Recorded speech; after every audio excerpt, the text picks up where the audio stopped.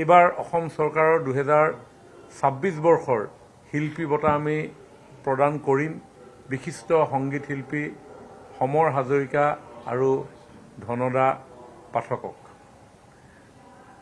আমি অতিশয় দুখিত যে কেইটামান দিনৰ পূৰ্বে আমাৰ আটাইৰে শ্ৰদ্ধাৰ শিল্পী সমৰ হাজৰিকাদেৱে ইহ সংসাৰ এৰি পৰলোকলৈ গমন কৰিছে। আমি তেখেতক সোঁহৰিৰে এই বঁটা আমি দিব নোৱাৰিলোঁ, কিন্তু তেখেত জীৱিত অৱস্থাতেই তেখেতৰ নাম নিৰ্বাচক সমিতিয়ে মনোনীত কৰিছিল। কৃষ্ণকান্ত সন্দিকৈ স্মাৰক বঁটা ৰাষ্ট্ৰীয় পৰ্যায়ৰ এই বঁটাটি এইবাৰ সাহিত্যিক শ্ৰী মনেশ্বৰ দেউৰী ডাঙৰীয়াক আমি আগবঢ়াম। 2025 বৰ্ষৰ আন এটা ৰাষ্ট্ৰীয় বঁটা গোপীনাথ বৰদলৈ ৰাষ্ট্ৰীয় সংহতি বঁটা এইবাৰ আগবঢ়োৱা হ'ব বিশিষ্ট শিক্ষাবিদ ডক্টৰ অমলেন্দু চক্ৰৱৰ্তী ডাঙৰীয়াক।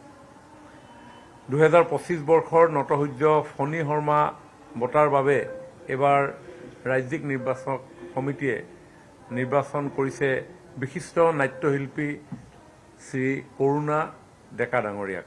ভৱেন্দ্ৰনাথ শইকীয়া বঁটা এইবাৰ আগবঢ়োৱা হ'ব বিশিষ্ট চলচ্চিত্ৰ নিৰ্মাতা শ্ৰী অৰূপ মান্না ডাঙৰীয়াক।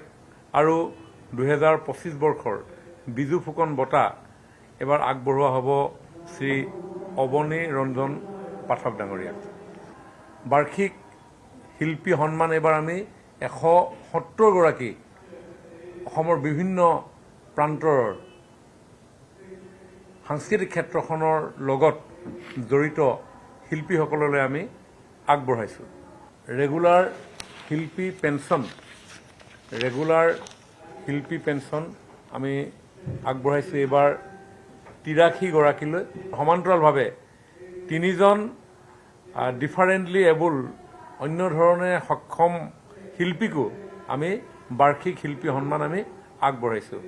26 গৰাকী সেই শিল্পীৰ পৰিয়াললৈ এবাৰ ৰেগুলাৰ ফেমিলি পেঞ্চন আমি আগবঢ়াম।